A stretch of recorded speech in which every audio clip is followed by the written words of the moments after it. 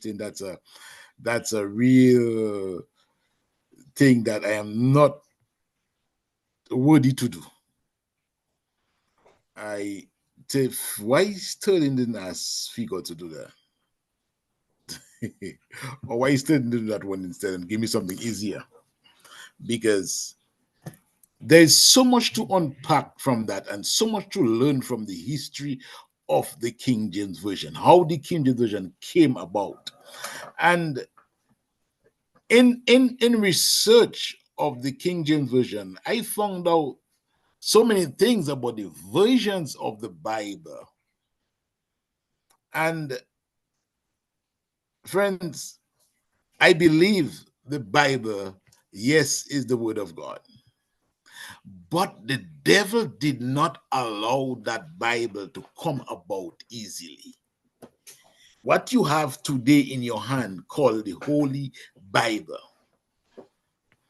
don't you dare believe that the devil was happy with that being printed, with that reaching the local man or the normal man. It came about with blood of men. Men die for you to have that Bible in your hand. So every time you open the Bible, you thank God for it. But remember, lives were lost for you to have that.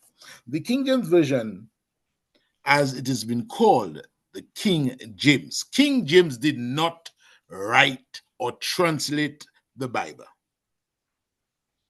Let us start by that. King James did not translate anything.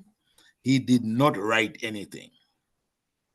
A matter of fact, he had very little input in that, or could say no input in the King James Version. He was the king that authorized the version of the Bible. And how he became king is a story by itself. But I really grew up believing was King James who did it himself. And that is to show you how men take praise for or get praise for the work of other people. King James Version is not the first translation of the Bible, English translation of the Bible. A matter of fact, the King James Version was, before the King James Version, there was that translation called the Tyndale Bible. And before that, you had the Bible being in Latin. Even though the Bible was written in Greek, Rome had control over that Bible. And it was only in Latin. And the Latin was the language of the elite.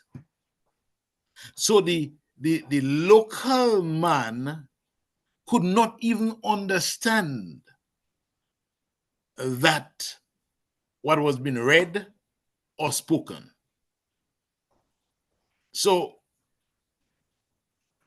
men tried to put the Bible in a language that can be understood by the local man.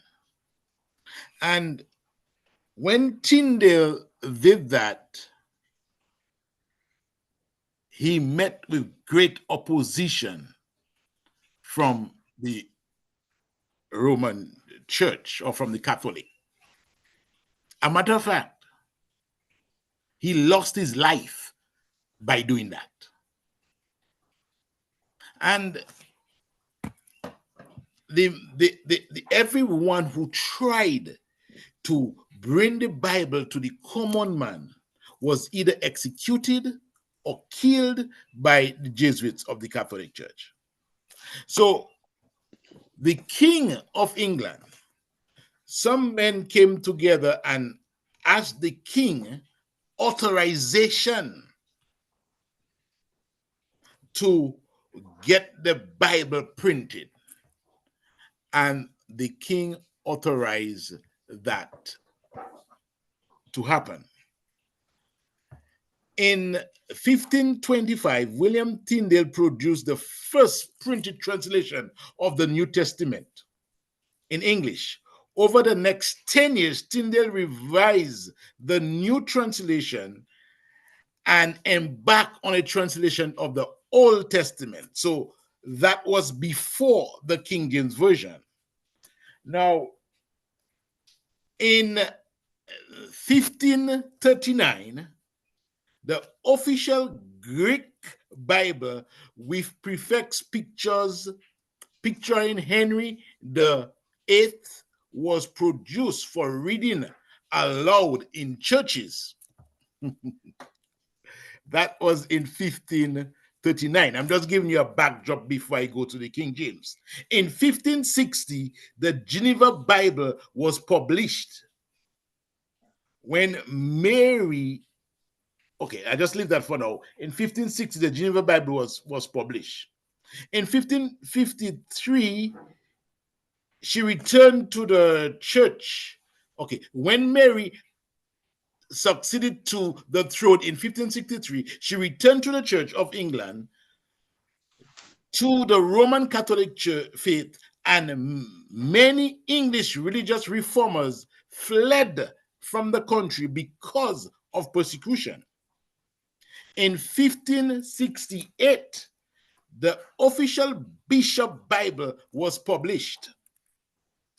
In 1601, that's where we come into now, a meeting of the General Assembly of the Church of Scotland took place,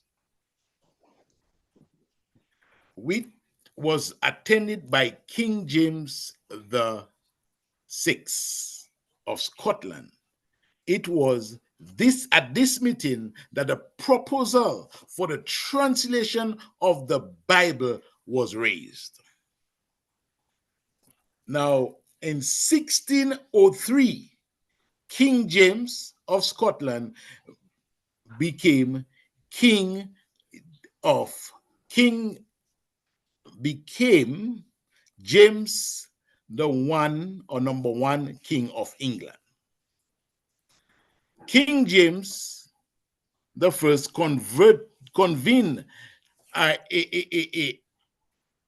meeting or a conference to discuss the future of the church, because at that time the church was going through serious persecution.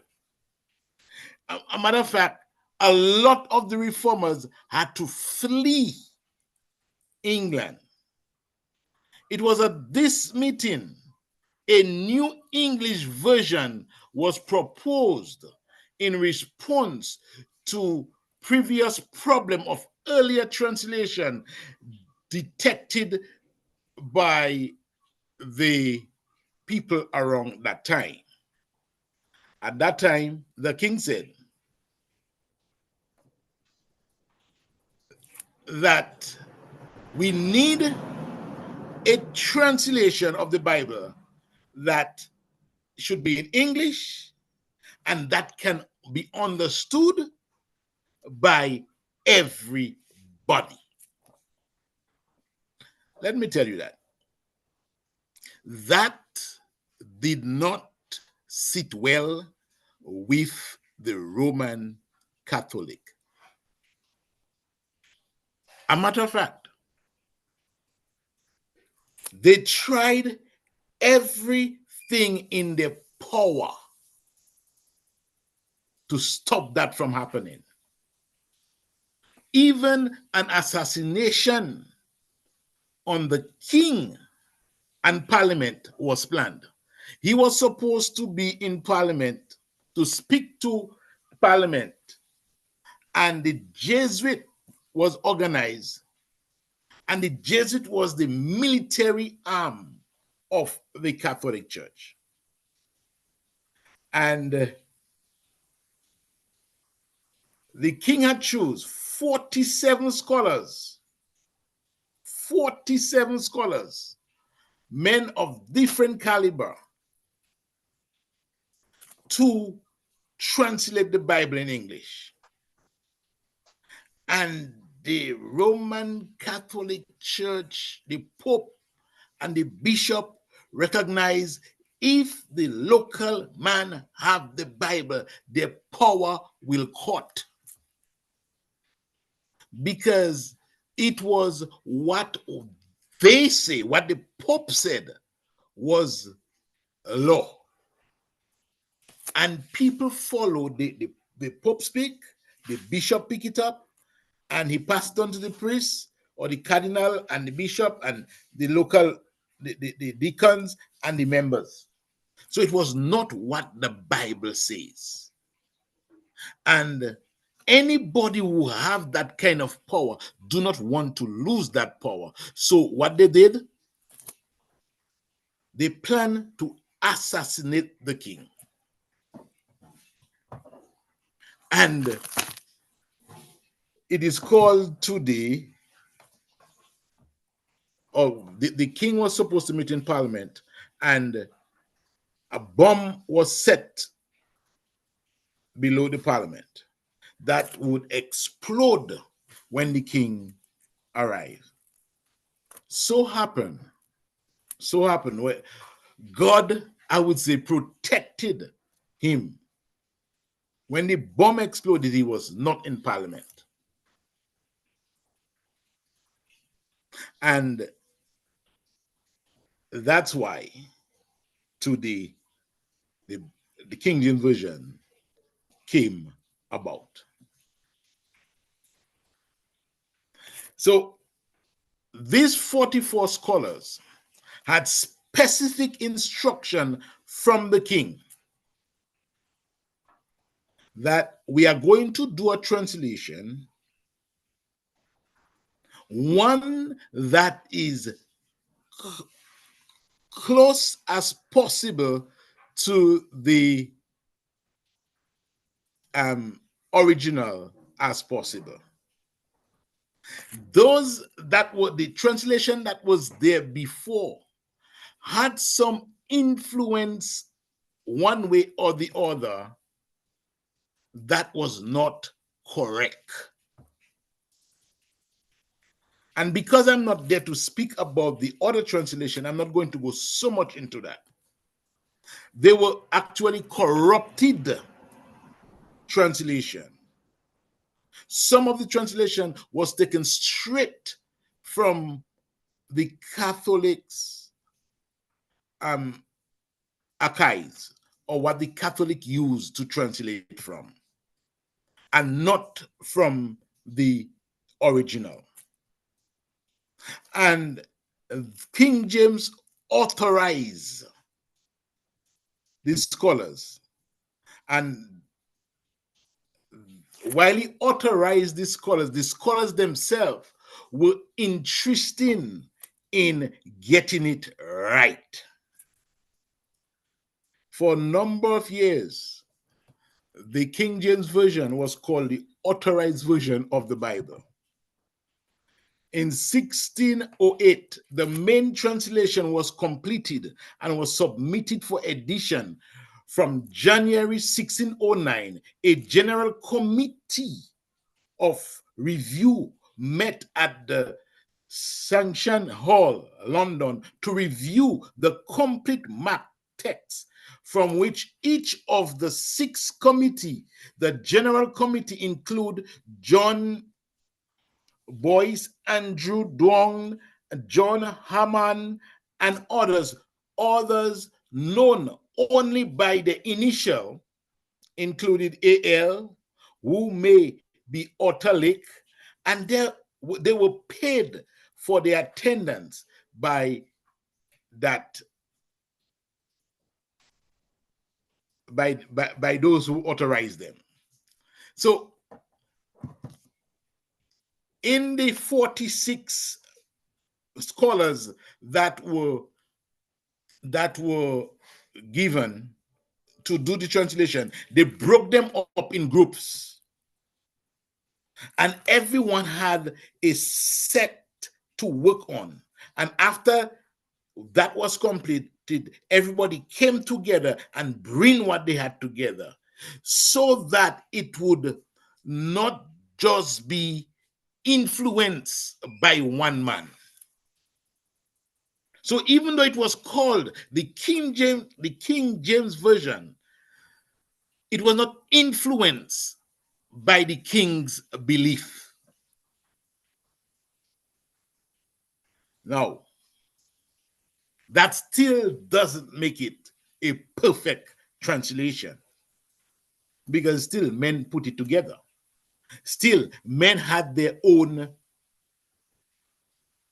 beliefs. And some of the men, or most of them, their beliefs were still from either from the Church of England or the Catholic Church, which of course they had some greater light than just what from their church, but they were scholars, and they tried their best to do a scholarly job in bringing forth the King James Version.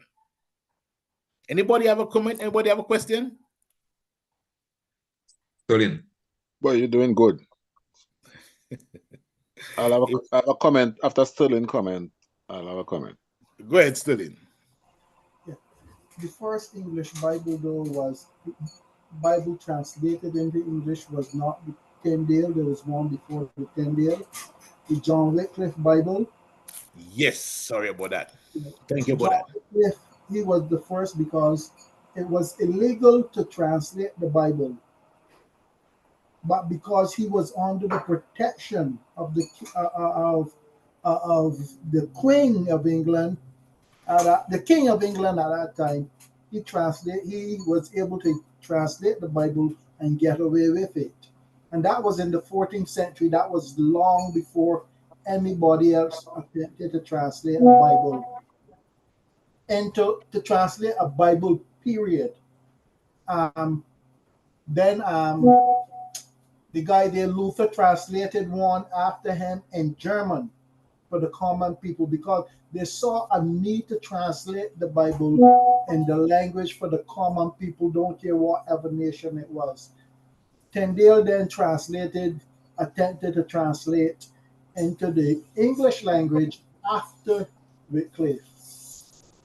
And he paid his life for it. Did John translate it in English? Who, John? John Wycliffe. Yes, he translated the Bible into English. He was a professor. He was a professor and a scholar, the leading professor and scholar. So he translated it, and that is what actually started the Reformation. He is called the Morning Star of the Reformation because he started the light coming back to the poor people, the actual Bible itself. Okay, thank you very much. Claude.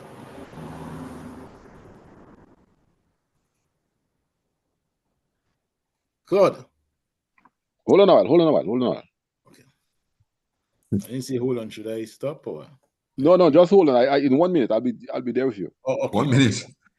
No, half a minute. I'm just fixing something there. But it's interesting. It's very interesting that to note the power that men craved. I remember Jesus saying that you of your father the devil, and the loss of your father you will do, is supremacy, hierarchy. And from ever since, man wants to control man. And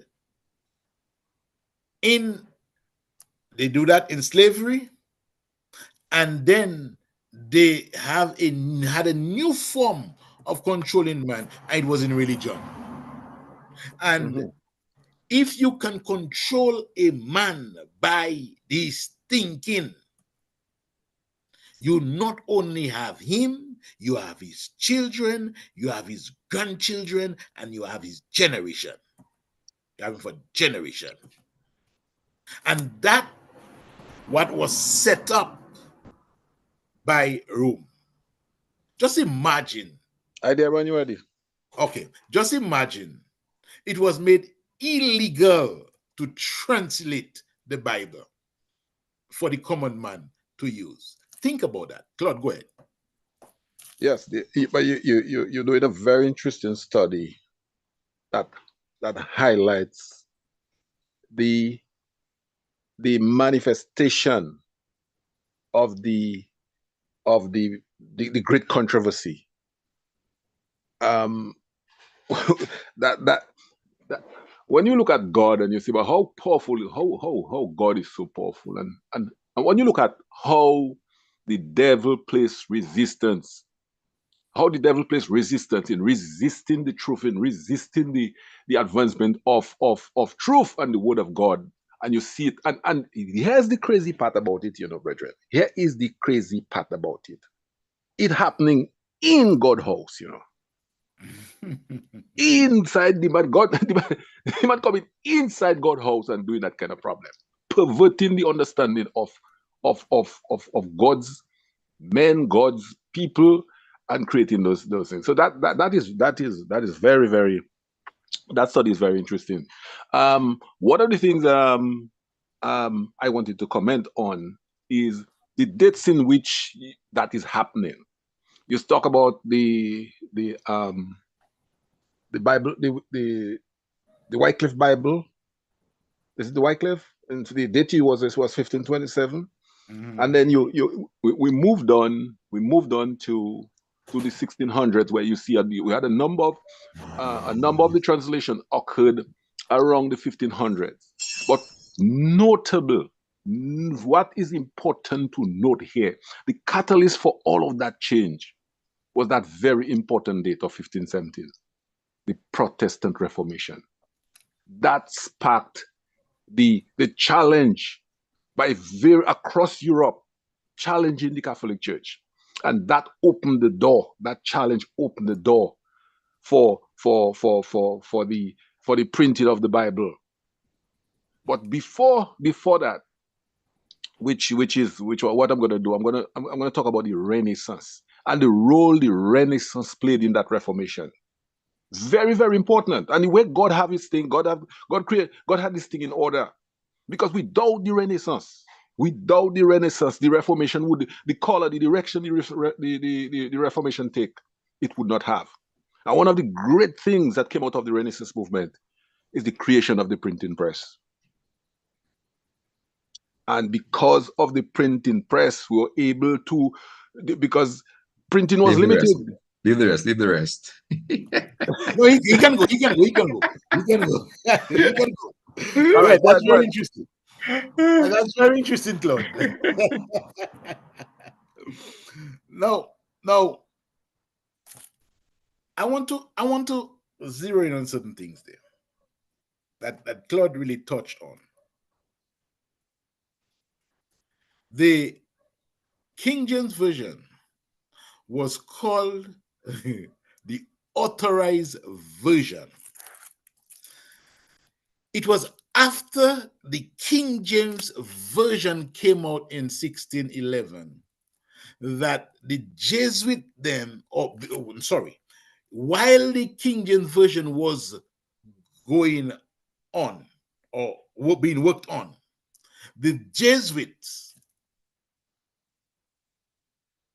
came up with an idea. Okay, we failed in killing the king. We failed in killing out the Bible to the local man. So let us do our own and give it to the people. Claude, what's the name of the Catholic Bible? I can't remember the name of the Catholic, but the movement that was spawned from what you're talking about there is the Counter Reformation. That's right. The essence of that. They call that the Counter Reformation, where the Catholic Bible came about. Was that the Dewey version? Dewey version. Yes. And In that they had the book of Maccabees, and it was also called at that time the corrupt version of the Bible. I never know that one, because there are certain things that were placed in there to suit the belief of the Catholic Church. Now, basically every other year, another version would have come up. Another version would have come up. And the versions that would come up, some of them were taken straight from the Catholic archives or files, translated from that, not from the original. So that's why for a number of years, the King James Version was the Bible that was called the best translation of this best translated Bible. And friends, I asked myself, I'm stepping aside from history, and I asked myself, why didn't God, is his word, behave like the Catholic Church and prevent people from corrupting the Bible? So that when we read the Bible today, there'll be no if, maybe, but it would be that. I wish somebody could answer that. I would like to ask him that question when I meet him. Why you allow so many versions of the Bible? And that's why in studies, you see Figo, you see Sterling do that sometimes. They go to different versions just to get what it is saying. Some can be very off, and some is very close to the original. Because what men intend to be for bad, God turn it out for good. Figo, you are saying something.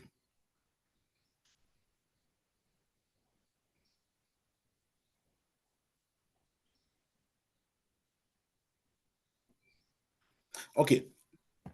In the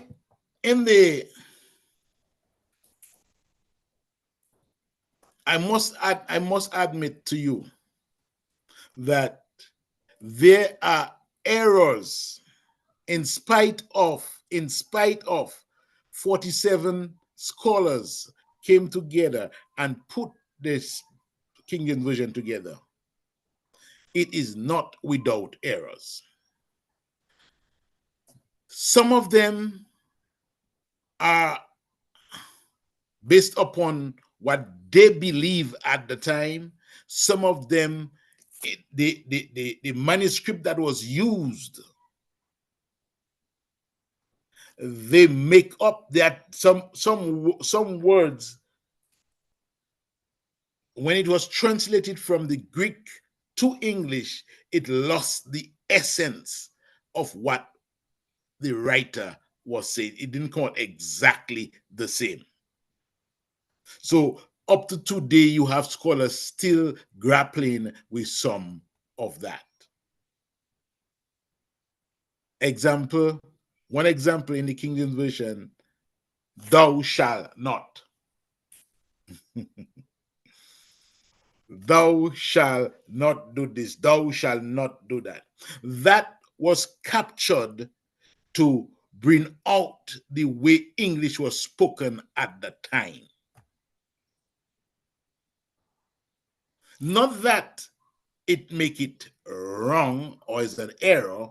Thou shalt not kill.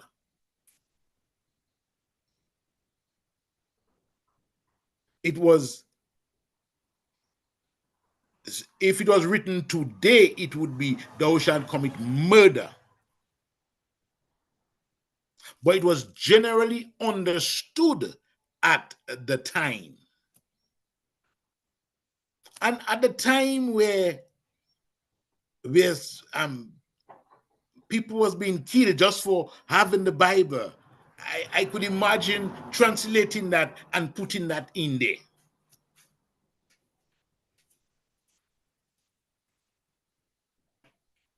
So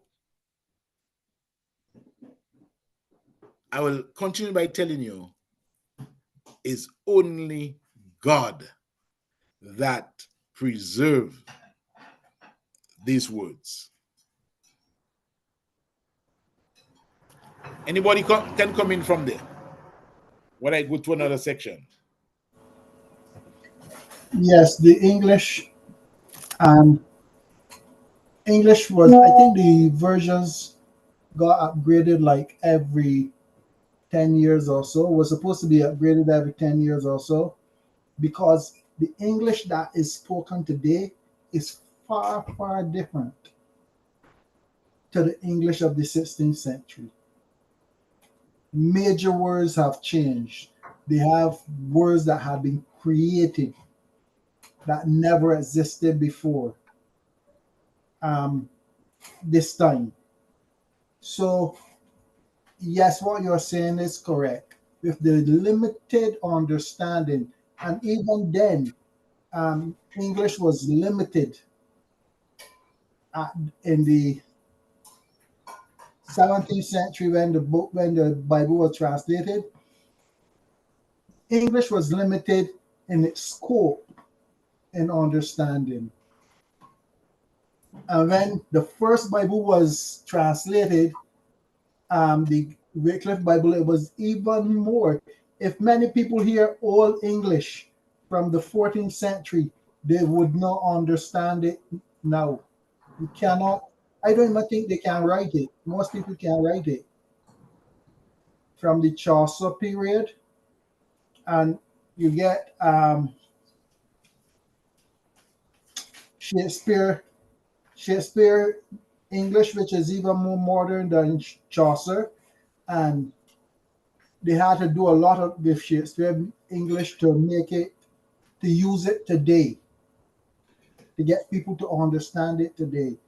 So yes, the Bible written in Old English had to be upgraded every 10 years. I think it's every 10 years they try to upgrade the King James Version. 10 years from now, you'll see a different, they probably will bring a different Bible with more upgraded words. Are you? Yeah, And let me just yes, make a comment. Yeah, the original, the Latin Vulgate by which the King James version was translated, the Lutheran Bible was translated, and they were all translated from the Latin Vulgate. And that Latin Vulgate was put together by a guy by the name of Jerome, who was commissioned by the Pope to put that project, to put this Bible together. Prior to that, there was a Bible that they was using, but I don't know. I can't. I don't know what was the reason why the new commission and why they wanted him to put that thing together. So he had to travel to the Holy Land, and it's a project that took him 23 years. It's been completed in 407 AD. Started in 383, if I'm not mistaken, and he ended up putting that thing together. But when he completed it, it was completed in Latin. As you mentioned earlier on, Latin was the language of the intellectuals. Common people spoke in their ordinary language, but that was the language, So that in itself was a barrier in and of itself for the common man. And so from there, it remained until you had the attempts by Wycliffe and the other guys later down. All of those things were done pre-Reformation, but post-Reformation, that was when the real fire started. That is when the energy and the church in itself, the Catholic Church, could not challenge it, because you had countries, England, the might of England. behind the project. And so it was difficult for the king, for the Catholic Church to challenge them militarily. Although they were strong powers, they went to war and all that kind of stuff, but it was difficult for them to do it.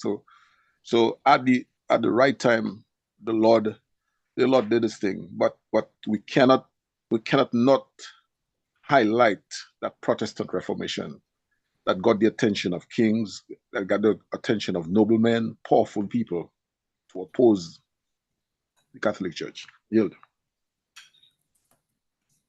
Okay. And I also want to note that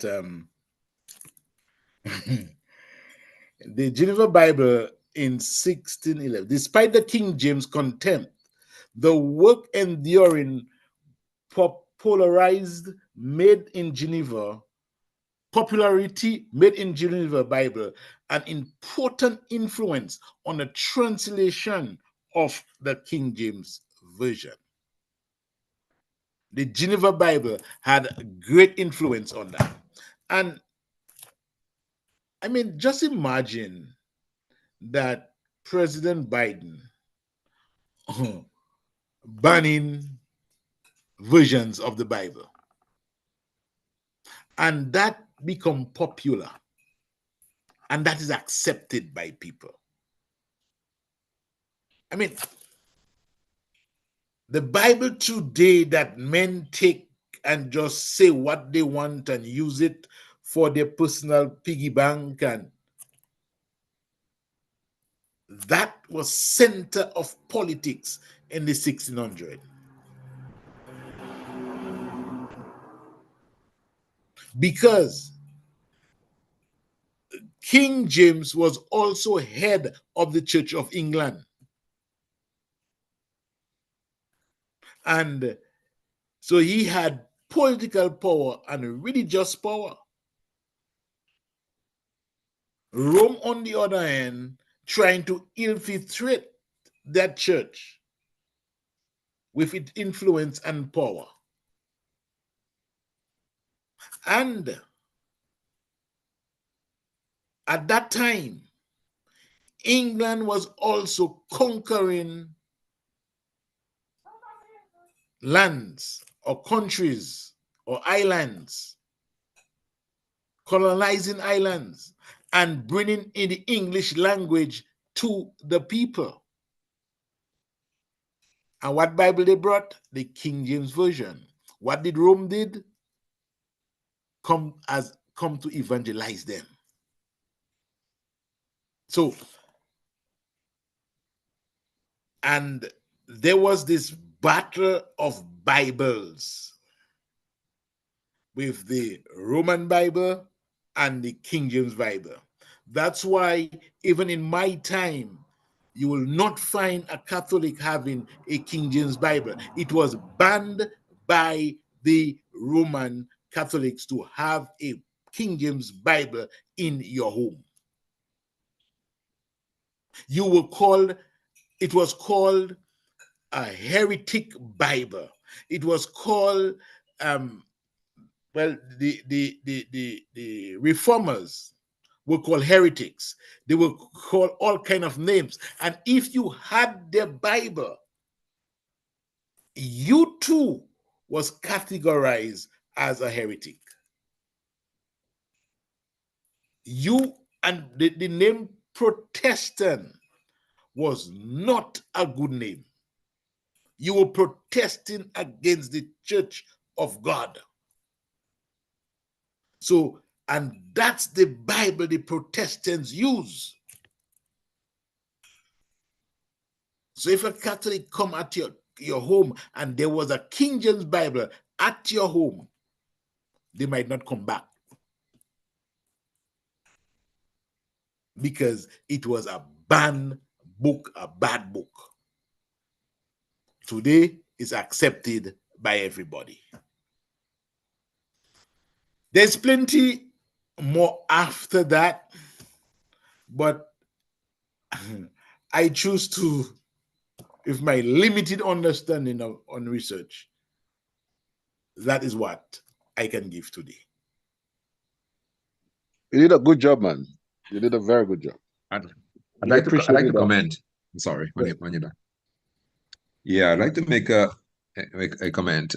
Some people have, I guess, misunderstood the meaning of the term authorized version. They have taken it to mean that this is the only version that they're supposed to A use. big problem with that word, yes. Seriously.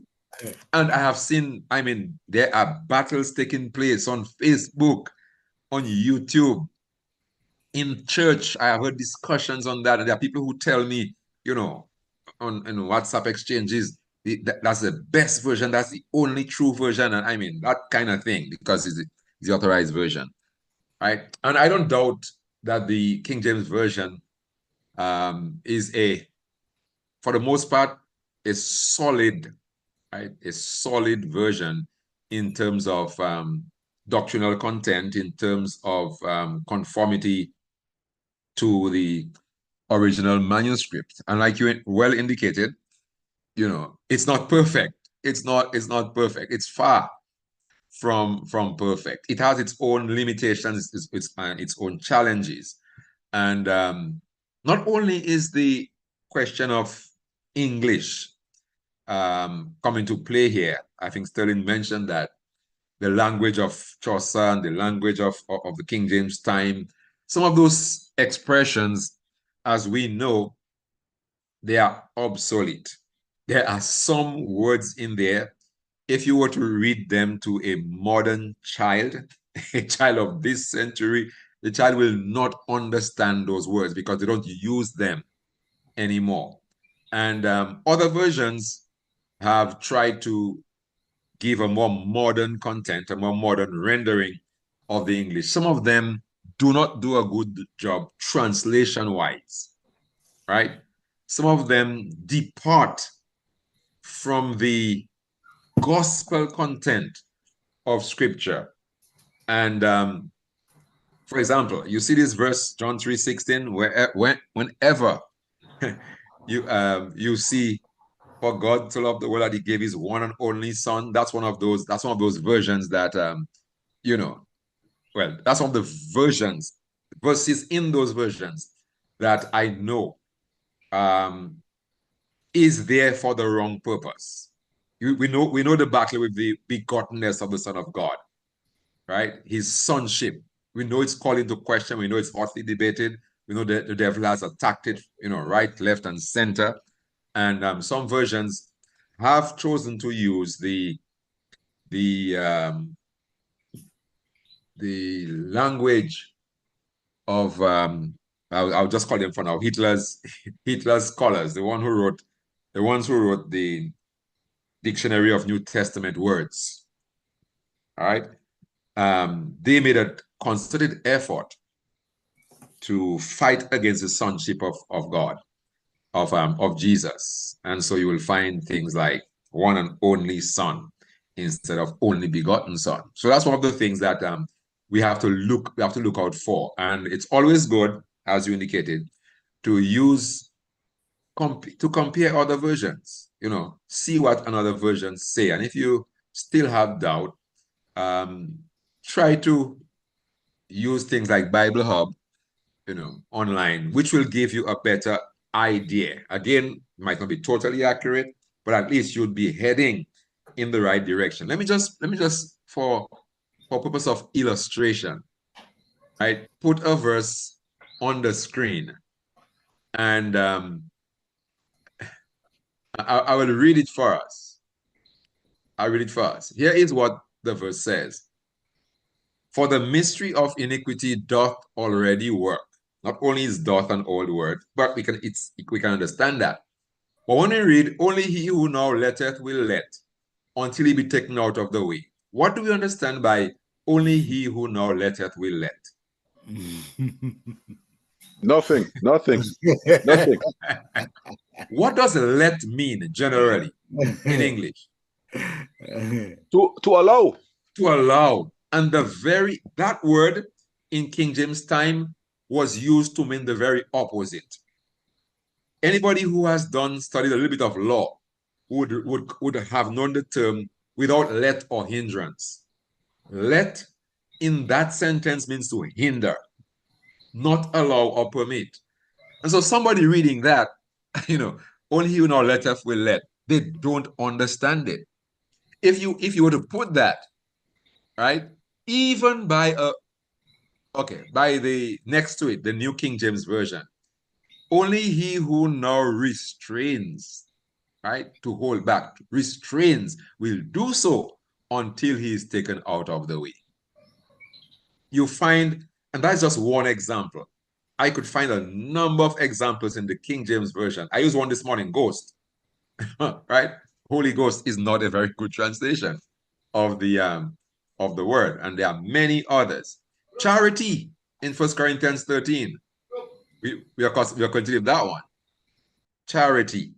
And based on what you indicated about the control, well, to some extent, that the Catholic Church had over some of the manuscripts, some of the in the archives and so on.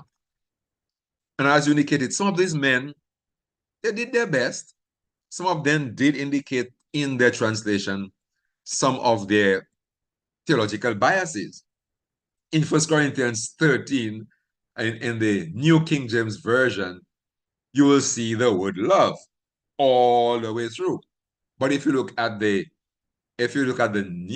King James original authorized version, you'll see charity suffereth long. That word charity came out of the Latin caritas.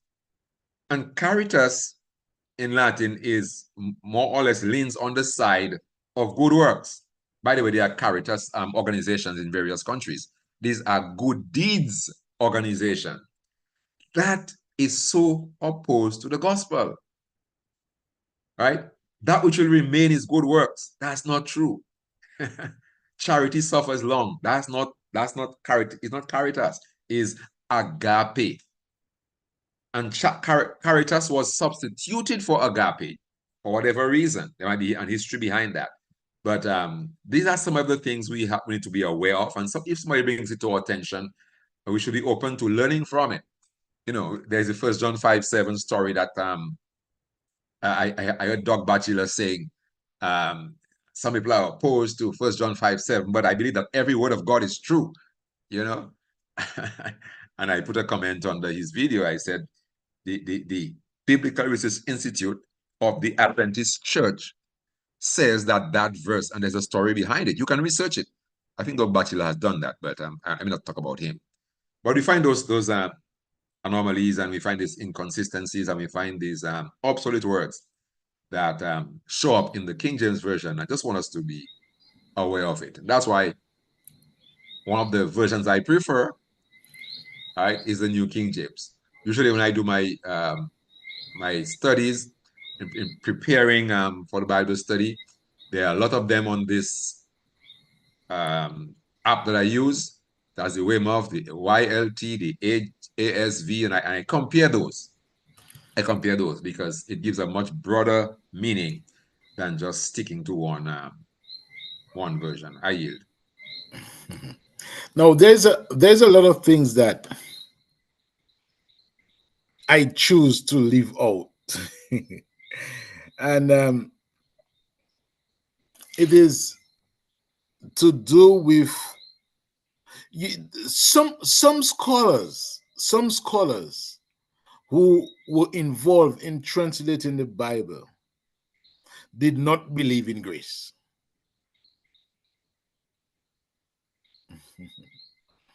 So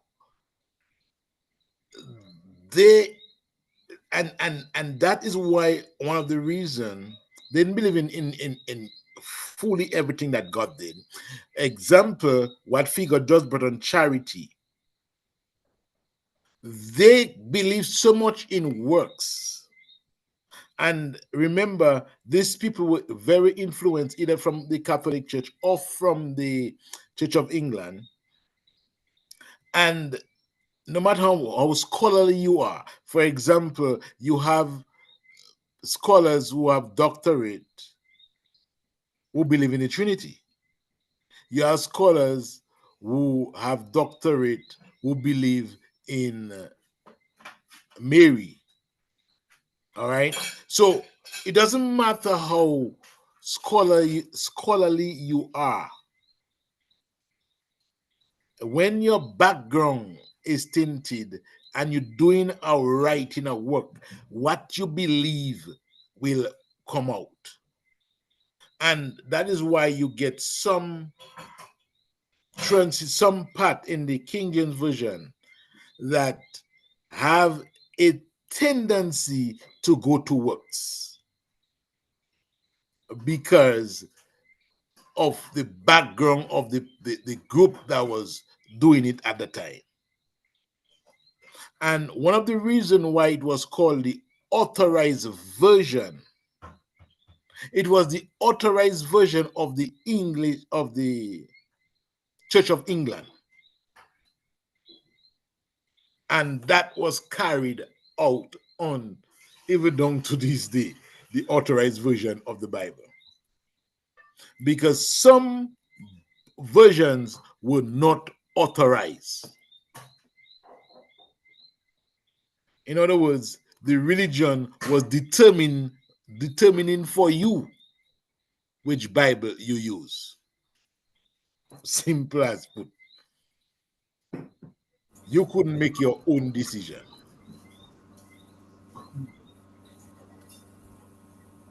Anybody else? Yes. Rome use the Bible to control the masses. That is why they had a control a lot on the Bible, and what information the people got is what information they give them, their interpretation. Now the people is going to get the Bible in their hands, and Rome cannot stop that. That is progress. There are times when progress will come. You can't stop progress, but Rome can control. They still want to control what information the people got. So they they had a heavy influence in the interpretation of that English Bible. And you'll find that up to today, it carries a strong Catholic bias. That's how they control it. Wherever they took the Bible, it carried that control. And unless the people read and understand that bias and work their way around that bias, they will be forever a slave of Rome. That is why most modern religions today are still slaves of Rome. The Bible, they say that they are daughters of Rome, because that is a bias placed in the Bible to lead them that direction. But the Bible itself is not a white man's book. It did not originate with the white man. And that is where some people go to the extreme. They say King James write the Bible. It's a white man's book, and they bring and throw it on us. It's not a rich man's book. The Bible is the word of God. And even with the biases in the Bible, if you go there with the Spirit of God, you will come out with the truth. Thank you, Sterling.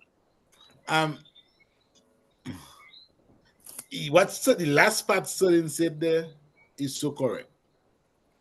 I was skeptical in some of the history that I come about.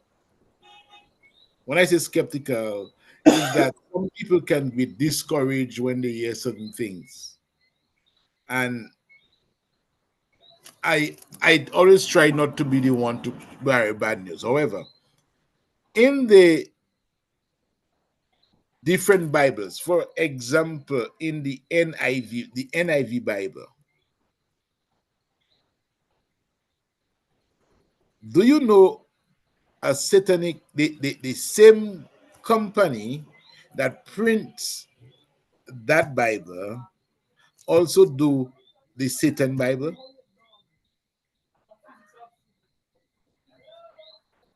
And do you also know that in that version of the Bible, a lot of scriptures is left out? But yet, in spite of that, so many people will be in the kingdom because they use that Bible.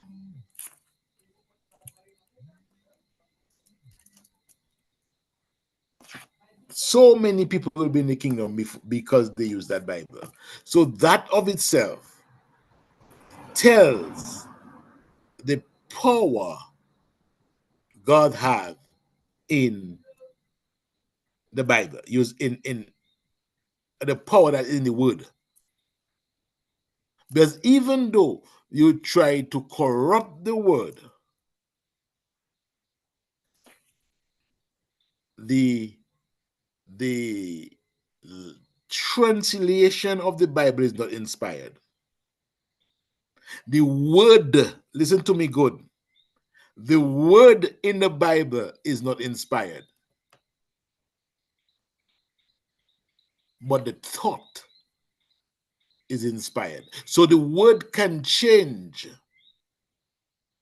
from thou to you shall. I hope you understand what I'm saying. The word can change from thou shall not, and one put it, you shall not. That is not what is inspired. It's the thought that will come to you that is inspired. The understanding it brings that is inspired. So no matter how many times that is been changed, from King James to NIV, from NIV to New Modern Day Translation, whatever it is, the influence of the Spirit will be on the hearts of men that use no matter what version of the Bible.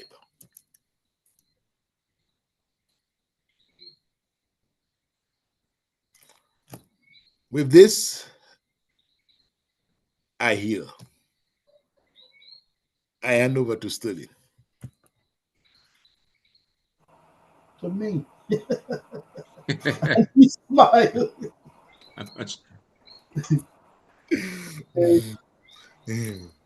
Yeah, one of the points you have mentioned with language, with the change of language, the King James version. There are some places, I think the elder can help me here. There are some places where the language could not express, and they are supplied. They have um, phrases in the Bible that are supplied. These statements are not in the original, but they have been supplied to complete a thought, and that is the translators believe that this should be in here, not that it is in the original text, right? They believe that this should be here, so they supply it. When you compare, so when you look at some of the other translations, you'll find that, but this is, the wording is different, or this verse is not in there. Why is it in the King James version, and why was are these newer versions wrong necessarily? They could be wrong, but not always. Sometimes the text is not in the original, but had been supplied by the translators because they believe that it will complete the thought that the author, the original author, was trying to express. And that is throughout the King James Version, right? So we just can't use this King James Version as a standard and say everything must measure up to this, because it's not always the right thing.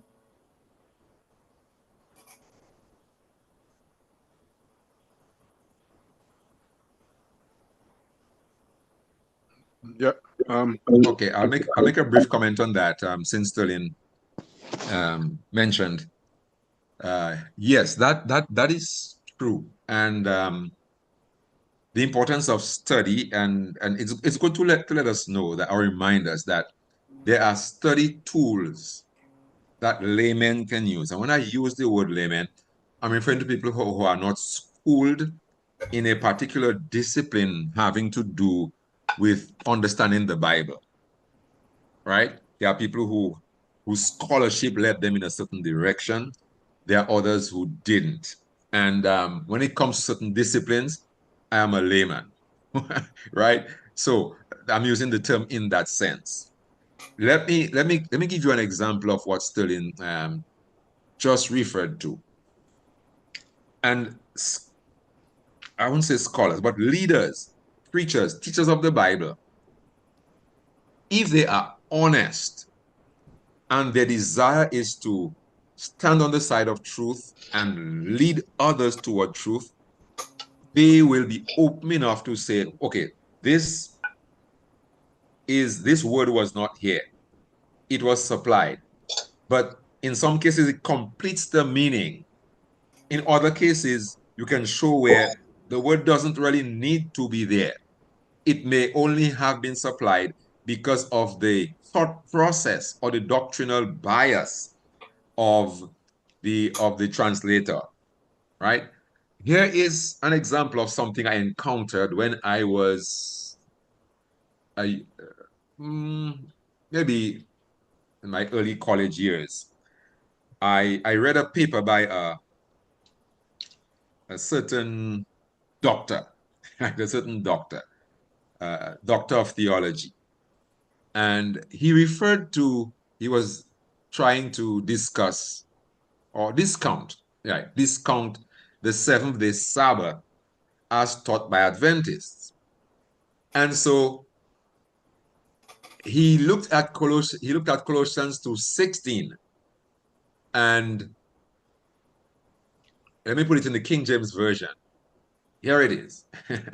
Let no man therefore judge you in meat or in drink or in respect of an holy day, of the new moon or of the Sabbath. What do you observe about the next word? It's in italics. Big. It's in italics, right? And so that means the word days was supplied. What the man did, right? He said, don't let anybody judge you in respect of the new moon or of the Sabbath. And he used that to point at the seventh-day Sabbath, because he said that word is singular. The word days was supplied. The word Sabbath here is singular. If he is worth his salt, as a scholar, he would realize, and I'm going to show it to you, he would realize that other translations translated correctly of the new moon or Sabbaths, because the word in the original in the Greek is plural. It is not singular. So whereas the King James Version said Sabbath days, it is correct in terms of thought, Sabbath days, because it's referring to plural Sabbaths, which would include all the Sabbaths of the Old Testament, the Jewish Sabbaths. So because he saw the word days, said no, it refers to the Sabbath, referring to the seventh day. It is actually Sabbaths. So take out days, but make it Sabbaths. And let me show you that in the what you call it again, the Bible Hub, Colossians chapter 2. I'm going to go to chapter 2, verse 16. Right? And you would say, but I don't know Greek. How would I know if the word is plural? Well, you can. You can. When you read, not therefore anyone let judge in regard to food or in regard of drink or in regard to a feast of the new moon or of Sabbath, you would see Sabbaton, right? Up here. The English is here for you. And right at the bottom, you'll see NGNP, the genitive neuter plural. You're not If you know sharing. nothing else, You're not sharing. you will see, huh? You're not sharing. Oh, I'm not sharing. Oh, let me do that. Let me do that. Right, let me do that. Right, genitive neuter. You would see the word plural. So you can go back. Here it is right here. NGNP. Noun, genitive, neuter, plural. And that's why in the interlinear you would see Sabbaths. And you can go back to the translations and you can actually see which one translates it better. Somebody who says Sabbath, they might be either ignorant or they might be willful in directing your mind in the wrong direction. Just as an example of what Celine was And referring to. Yeah. that is what happened in the translation of the Bible. Mhm. His belief, the guy belief Right. influence his teaching. That's right. So if he was That's right. translating the Bible, Oh, he would say the Sabbath. the same thing would have happened. Yes. Yes. Of the And Sabbath. yeah, Mhm. and while you are there on the Bible Hub, go to Mhm. Revelation 22:14. I remember that one. Yeah, I remember that one. Revelation 22:14. Let me see. Some versions still, some authorities quibble over it, but 22:14. Yes. Blessed are those washing their robes, or properly put, blessed are those who wash their robes, the robes of them. All right. You're not In sharing. the King James, what do we have? You're not sharing. Oh, I'm not. Why am I so selfish this afternoon? I'd like to share, man. Blessed are those washing the robes of them. That will be the right of them to the tree of life. And by the gates they shall enter into the city. That's just more or less word for word translation of as they appear in the verse. But what do we have in the King James Version? Yeah, Blessed are they that do his commandments. do his commandments. Right? Right. So And like that, yes, go ahead. that That's is your point. the bias of Mhm. the translator. The Right. translator's bias is on works. Mhm. There's no way you can look at that translation and actually place blessed are they that keep his commandments. The words are not even close. But the translators and their bias translated blessed of the King James Version I'm talking about says Yeah. blessed are they that keep his commandments. That do his commandments. Yeah. Do his commandment that they may have life right to the tree of life. Revelation 22:14. King James Version. Here it is. Do his commandments.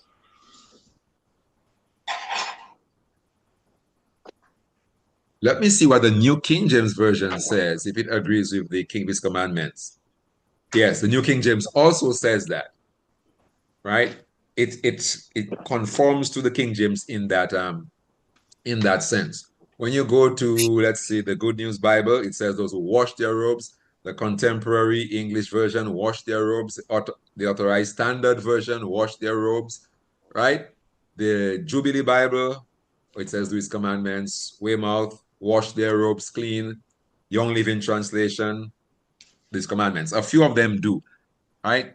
Some scholars say there is a mistranslation of the Greek and so on, but most of the modern translations, most of them conform to the washing their robes, which is what we see in the Bible Hub. Yes, study.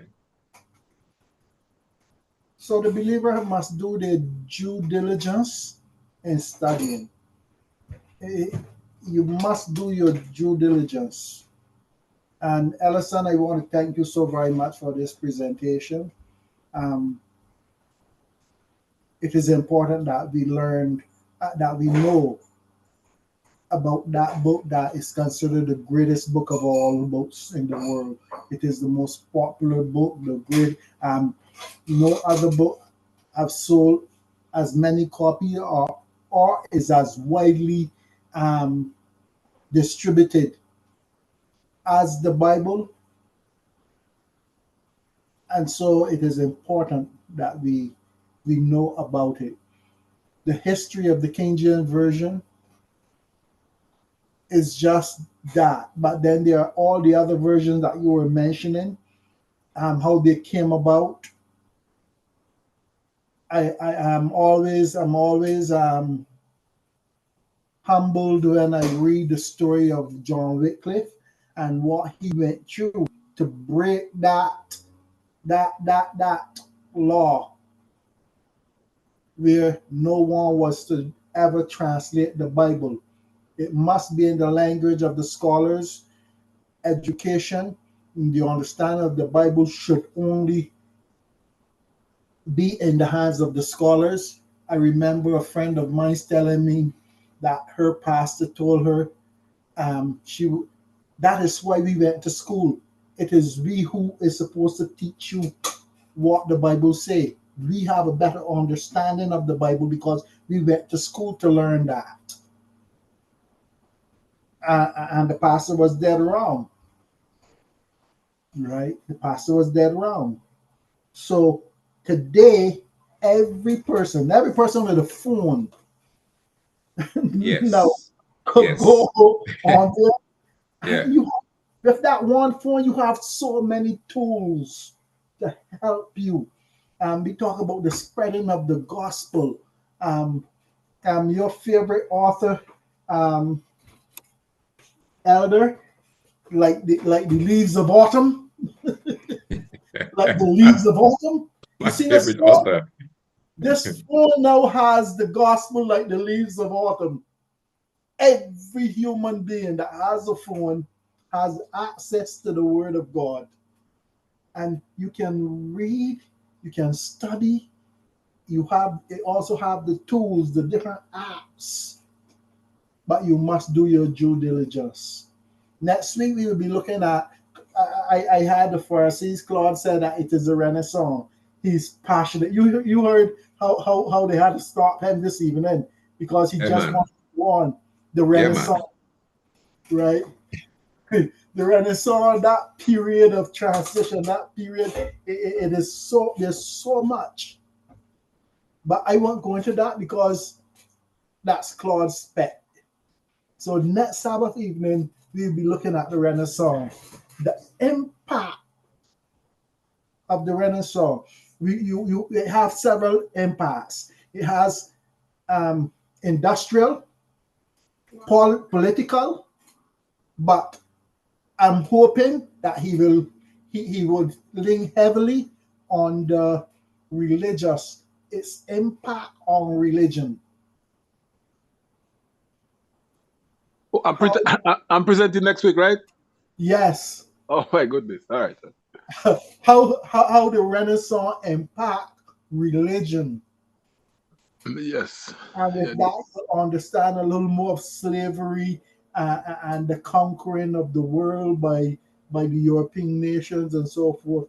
Because the Renaissance or rebirth of learning, the return of light, is all linked to the Reformation.